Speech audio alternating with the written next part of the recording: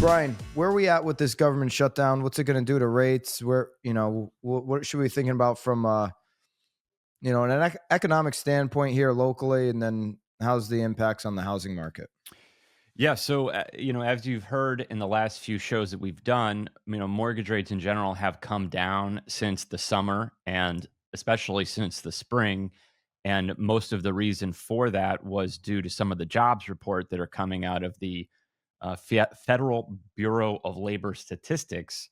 And sometimes we forget how important some of that data is as effect on the financial markets until it's not there.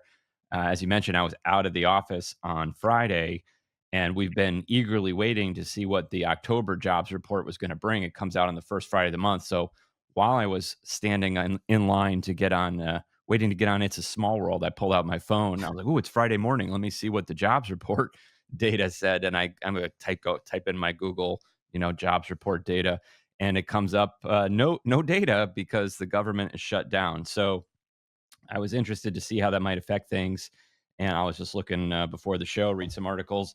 Essentially, it hasn't really made a big impact on the markets. The treasury yields are more or less unfazed, which overall is a good sign.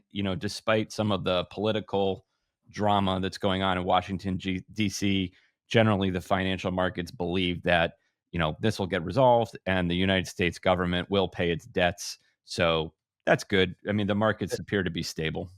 There's been no investor impact at all from the hissy fit happening in Washington, D.C. between the left and the right trying to figure this thing out. Obviously there was probably a practical approach that was turned down where they could have, put an extension on. Um, and that didn't happen. They couldn't get into an agreement just on a simple extension, which seems ridiculous to me. This is all this is, and this is why investors, that's where you want to follow. You want to follow the real money, not the real morons in DC. The investors are looking at this. They're like, these are just a bunch of babies fighting. And by the time they get too tired crying and, they'll just tucker out and then they'll come to a deal. And so I think that's what the markets know. Um, we've seen this happen even in recent memory. We've seen a couple of shutdowns. There's really no impact. I mean, the only impact I really see is I was in an airport last night, and my flight got delayed by 20 minutes. But flights get delayed all the time, even when you're not in a shutdown. I mean, I'm not even seeing the impact that some people are complaining about online in the airports. But anything with housing, I think there's flood insurance might possibly have a big impact, but other than that, I haven't seen much on Yeah, housing. I mean, I haven't really had any mortgage transactions that have been unable to proceed due to the shutdown so far. As far as I know, the IRS website is working for tax transcripts. There are private flood insurance companies available. So I have one buyer who is buying a home that's in a flood zone and he's getting private insurance, not through FEMA. So, there seems to be workarounds available. There may be some people whose mortgage might be impacted. Like, for example, if you happen to work for the federal government, that could be an issue because the mortgage lender has to call to verify you're employed. Yeah. Or if you did need to file tax returns, like if you were going to an IRS office and they're closed, I mean, that's pretty rare. It's a very small percentage of people that need to do that, but there might be a few people that are impacted as far All as the right. mortgage process. Rates are kind of just until we get some other big move. We're probably going to see them elevated up, not elevated, but up over six and a quarter, which is elevated from the year to date low right before the. Yeah, I got some numbers here for you on rates. This is according to Mortgage News Daily. They seem to have been pretty stable over the last few weeks. They did go up a little bit after the federal rate cut, so it's not always guaranteed that just because the Federal Reserve cuts their funding rate, that mortgage rates will go down. In fact, last year and this year, they went up a little bit after the rate cut.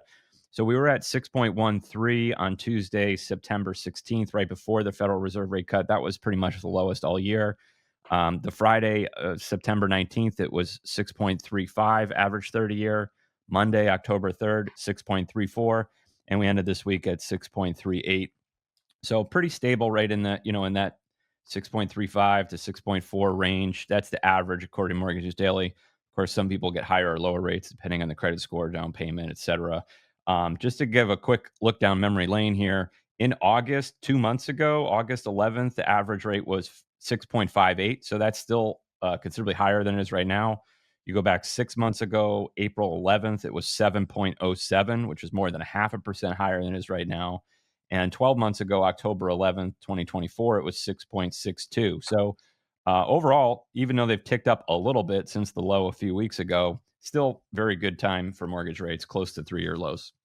There's a chance to get even a little bit lower than the average rate right now, right here in Connecticut. And there's money in the fund. There's remaining money where you can get not only a lower rate, but a down payment in this program. Brian, what's the update on the CHAFA time to own program here in Connecticut? Yeah, so Chaffa rates continue to be really good. I'm not supposed to quote rates on the radio, but if you go to I'll chfa.org, do it for you. They're good. They're better. they're better than average. They're very good. So check out chfa.org, click on the They're, rates, see what they are. They're looking very nice right now, and they've they're got some better money than available most. for down payment.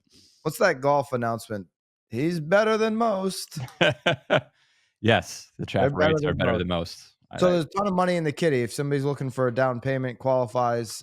We've seen so many people benefit from this program. There's $33.1 million remaining, and somebody's got to use this money. Correct. Yeah, up to $25,000 available for certain eligible Connecticut first-time buyers. Not everybody's eligible, but if you have not owned a home in the last 3 years, if you're under the income limit, and if you've lived in Connecticut for the last 3 years, you may be eligible for up to $25,000 towards down payment and closing costs, 0% interest, forgivable loan. Thanks to the fine state of Connecticut for funding that program. Get it while you can. I've done a lot of those loans. If you want to find out if you're eligible, you can schedule a call on my calendar website, scheduleloanappointment.com. Yeah, Scheduleloanappointment.com.